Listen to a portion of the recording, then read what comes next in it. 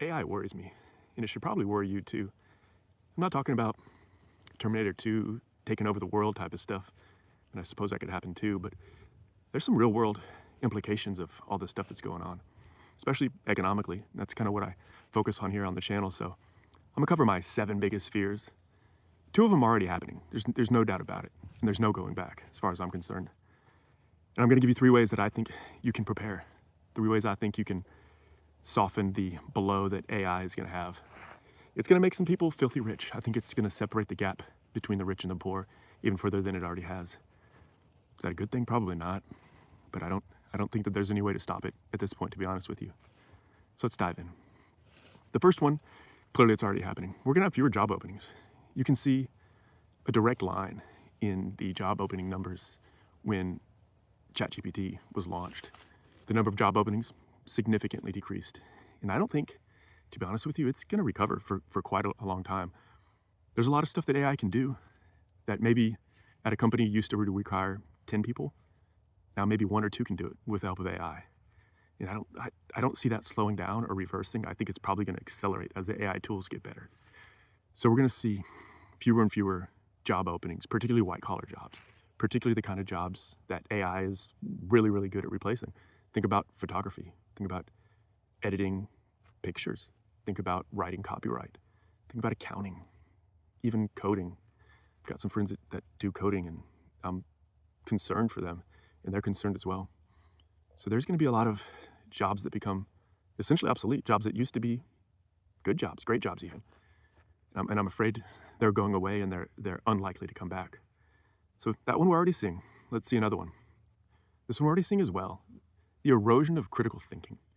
I teach an economics class, and I've got some kids in high school. I can tell you firsthand that AI is being used a lot. ChatGPT to turn in papers, even just give you ideas for papers, for projects, for assignments. That's great, right? I think using it that way is actually quite useful in the real world. And when you go get a job, assuming that's what you do with your education, it's going to be useful to know how to use ChatGPT, whatever AI applications you use. It's going to be useful. But in the meantime, it is sort of eroding people's ability to think critically, or to just sit down and think about, I'm going to come up with 10 bullet points for an idea that I have to try to make it better, see if it's going to work, run it through my own personal process to see if it's a good idea or not.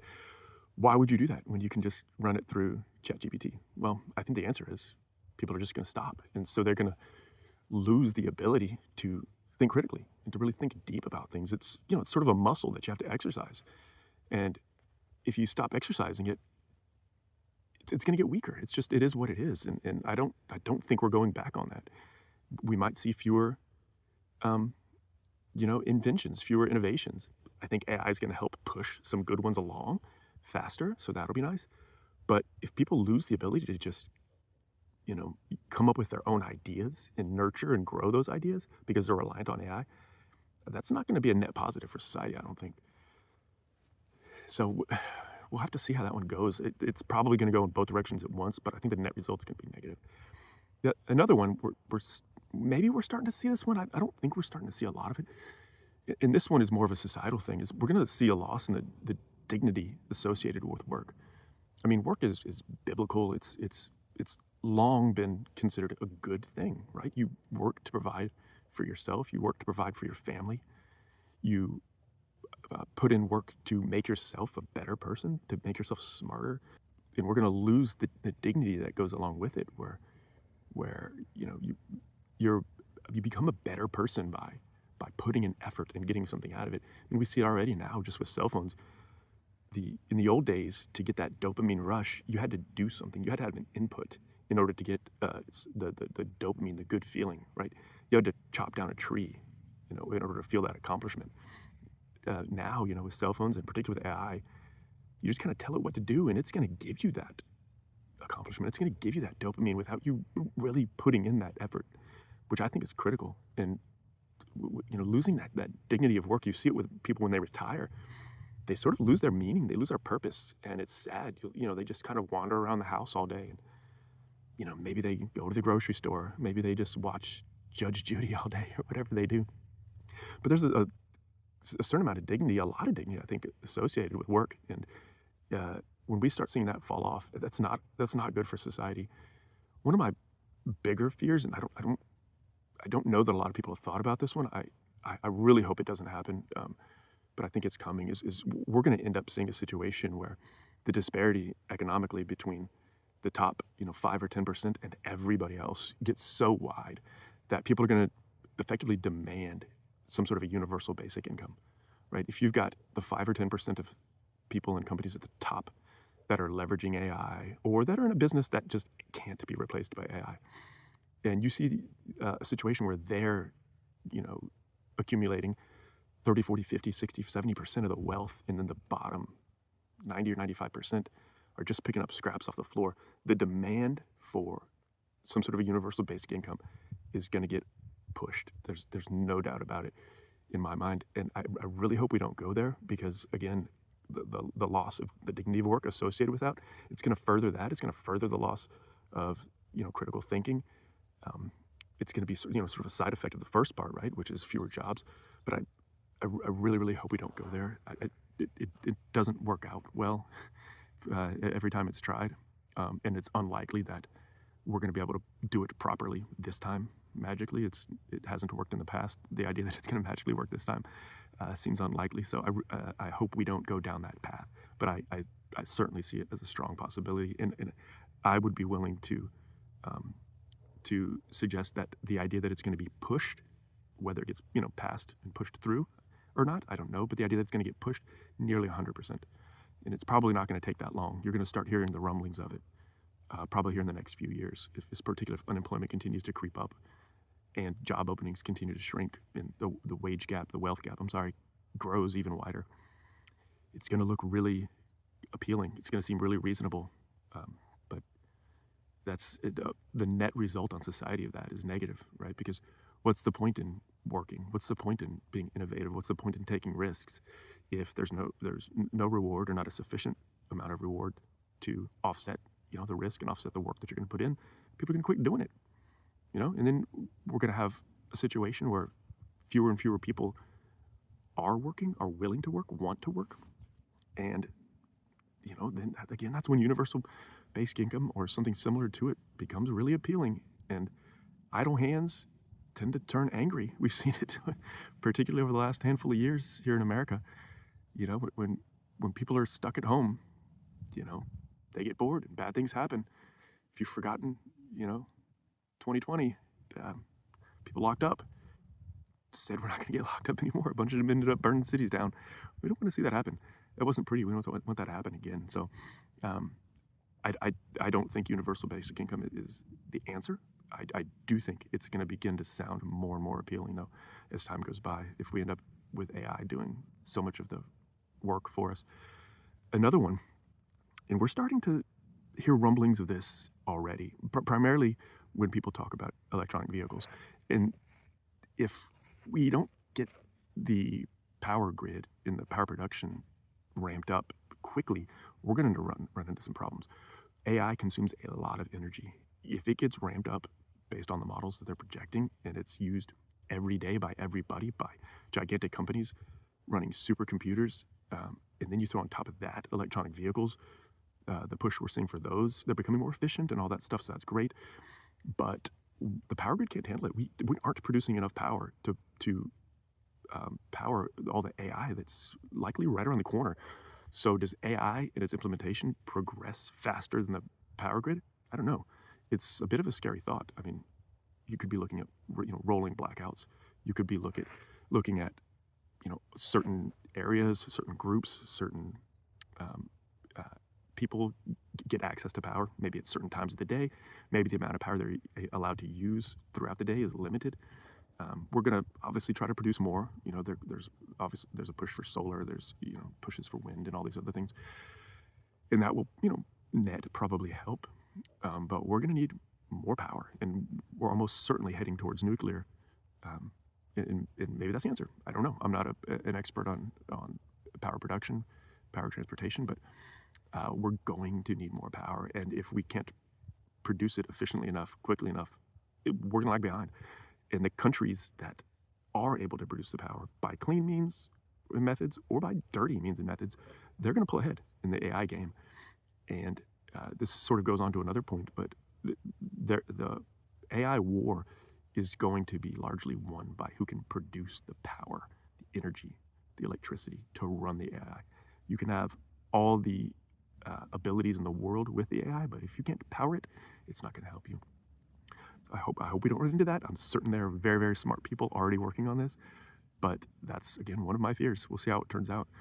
Another one, I almost hate to even say this one, right, is we're going to begin to trust AI, particularly ChatGPT and ones that are similar to it, so much that if the people that are controlling them want to bend the narrative, they can do it at will. Imagine a world where you trust the AI robot with everything. You go to your AI robot and you say, who won World War II? And you go to your AI robot and you say, what caused the Great Depression? You go to your AI robot and you say, how should I discipline my children when they act up? And what if that AI doesn't really have your best interest in mind, or really doesn't have the truth in mind? It has a narrative that has been decided on by people you've never met, people that don't have your best interest in mind. I mean, we see powerful people that definitely don't have the greater good in mind grasp control of the narrative and push it in whatever direction they want to. It's a scary thought, and we might not even see it coming. We might not even recognize that it's unfolding right before our eyes, because that's the very nature of being able to control the information and control the narrative. We won't even know that it's being controlled. It will tell us that it's not, right? And we'll trust it. You know, ChatGPT would never lie to you, just like Alexa would never lie to you. So if they're able to bend and shape the narrative at will, without us even realizing it, that's a scary thought. It's been tried, without AI throughout history, and it's generally fairly effective, particularly if you're telling people what they want to hear. If you tell them this other group of people is not treating you properly, you say, yeah, you're right, they're not treating us properly. If you say this other country has done you wrong, it's time to get mad about that. People will get mad about it. It's human nature. And when you throw in to human nature AI and you allow it to shape and form the narrative, it could become a scary thing, I think, in the not too distant future. The last one I'm going to cover here, and I sort of touched on this, is I think AI is probably already becoming the next arms race. Whoever wins the AI race is going to be the world leader, whether that's China, whether that's the US. I doubt it's going to be, Russia or anybody in Europe, but whoever ends up winning that, and even, who comes in second versus third and third versus 10th, is going to reshape the power of the world. And that's a very enticing thing for countries to be chasing after. What would a country be willing to do to win that race, or to get ahead in that race, or to leapfrog some of their competitors in that race? Would they be willing to invade another country? Would they be willing to do cyber attacks on another country? Would they be willing to manipulate the very AI that's growing this entire thing in order to convince another country of something that may or may not be true?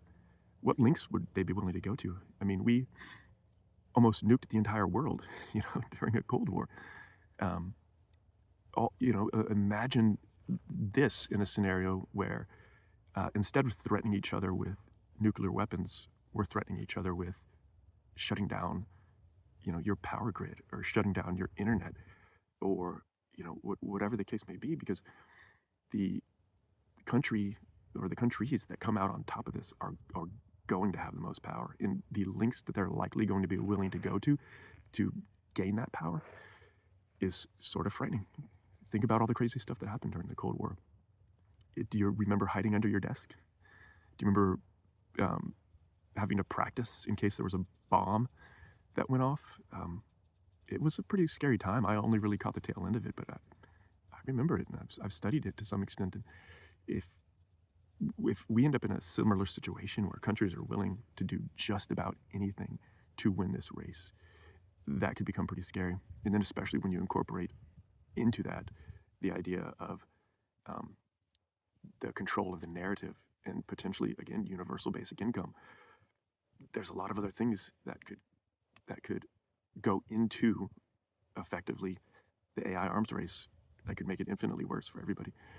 So when you stack all those things together, I got to say there's not many things that wake me up in the middle of the night and make me worry. But I'm not kidding when I say that AI is one of them. I worry even more for my own kids. At least I've got a bunch of years under my belt, and uh, I think a pretty solid understanding of the way the world works and how things may or may not play out. But for my kids, they don't have the experience that I have. They don't have the time under their belt and the education and everything else that I've um, been able to get over the last 45 years. Um, it's worrisome to me. Completely honest with you. I hope I'm wrong about most of this. I don't think I am, but I hope I'm wrong about most of this. So let's move on to the next part. So what should you do now or in the near future to prepare yourself for um, this list of 7 things that's worrying me? How can you put yourself in the best position to not only survive it but to come out ahead? Um, the first one's pretty simple. I think everybody could guess this one, and I hope you're already doing it, right? Learn AI. Learn how to use it. I just started a program called Coursera. No, can't remember exactly. I don't know exactly how to say it. And they apparently do all sorts of courses, but they've got one on AI, right? So it teaches you how to write the prompts and how to use the various different AI applications, so that you become, more or less an expert. That's going to be essential just in your everyday life, but certainly in the workforce or if you run your own business, it's going to be essential to keep up with the the competition and to just quite honestly be able to lead your best life while everyone else is using AI. And if you've got a job and your boss is like, hey, I need this thing done by noon, and you're like, that's impossible. And then the person at the desk next to you tells you, I could do that in 5 minutes with ChatGPT. You want to be the person in the other desk that's explaining how easy that would be done with ChatGPT, not the person that says that's impossible to do. Right? So learn it today. If I think about it, I'll put some links in the description on some of the different training tools out there for AI that can help you learn it quickly and learn it the right way, the first time instead of just guessing on everything. Another one kind of ties in to the same thing, but it's a little bit of a different point. I would look around your workplace, whatever sort of work that you do, whatever sort of industry you're in, and look for ways that you could implement AI to make your workforce more efficient.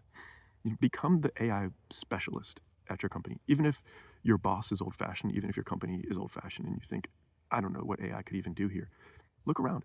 Figure out some ways that AI could help. It could be very easy. It could be helping with answering phones.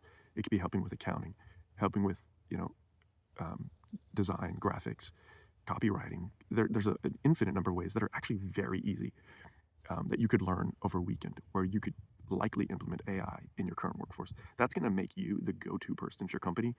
So you're going to be indispensable, right? If you're the sort of person that they're like, oh man, I wonder if AI could do this, and they say, oh, go find Jim. He knows everything about AI. You want to be Jim. It doesn't matter what company you work for. If it's relatively high tech, it doesn't matter what department you work for. You're going to want to be Jim. You're going to want to be the one that people look for when they need some help with something that they think AI could help with, or they know AI could help with, or when there's things that pop up and you say, hey, I can figure that out.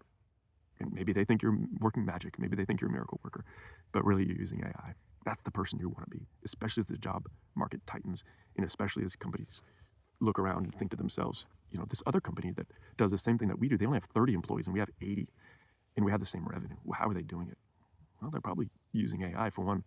So if you can be the one that says, look, guys, I can figure out 10 ways right now where we could use AI better to be more efficient, raise revenue, reduce costs, you become indispensable. You're going to be the last person they ever get rid of in that situation. All right? So that's probably pretty straightforward. Hopefully that one makes a lot of sense. Become the expert. It's as simple as that. The last one is sort of an offshoot of the same thing. Learn skills and learn maybe a trade. Learn things that you can do personally that can't be replaced by AI. Right? Particularly if you're young.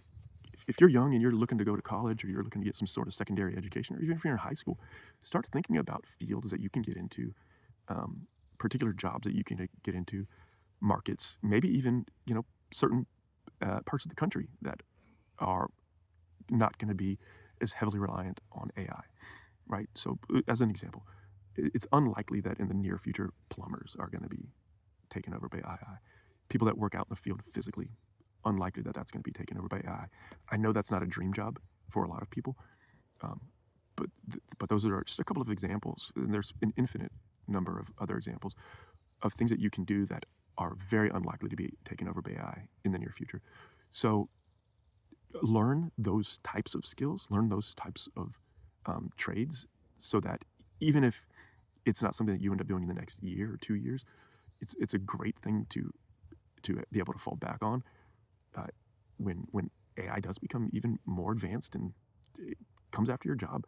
You don't want to be laid off and think to yourself, "Wow, the only thing I knew how to do was that thing I just got laid off for, and nobody else is hiring for this role anymore because AI's taken over this entire role, this entire industry."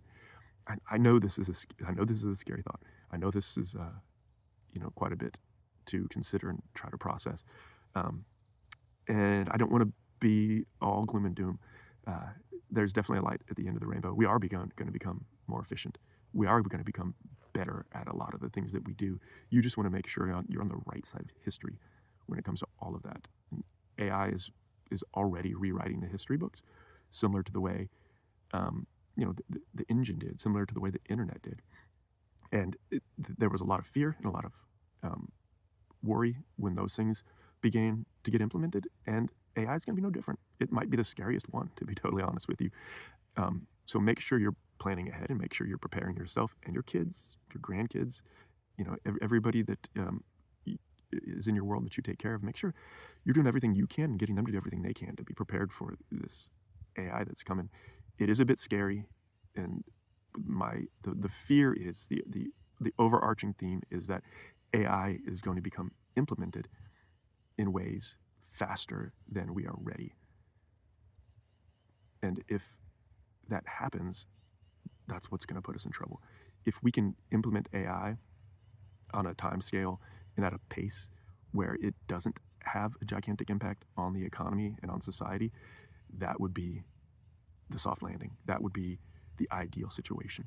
My fear is that AI is going to advance significantly faster than our ability to truly prepare for it. I'm going to make some more videos on AI. Make sure you subscribe and follow and all that kind of stuff. Check out my other videos. I'll make a follow up to this on some other of my thoughts about AI. But be prepared because it's coming. There's nothing you can do to stop it. There's probably nothing, honestly, really anybody can do to stop it. Um, the government is not the solution, and they're not going to help you. They're going to help themselves. And so be as prepared as you possibly can and help those that you love be as prepared as they possibly can as well.